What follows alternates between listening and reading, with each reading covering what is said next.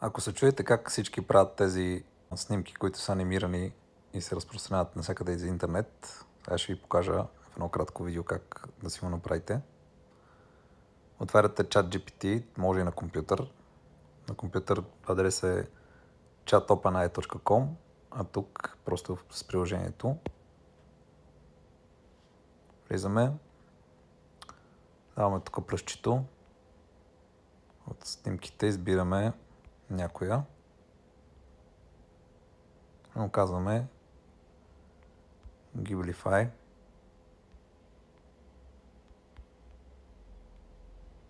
This photo.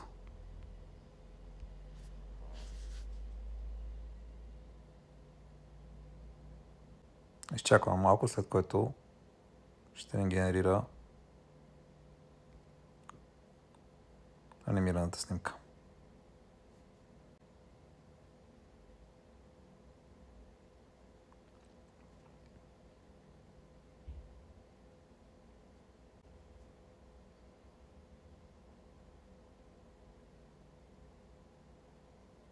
Гледай колко лошо излизам.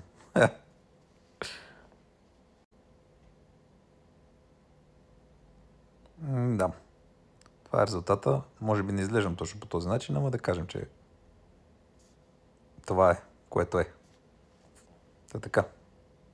Ако някой иска да си направи експеримент, заповяда.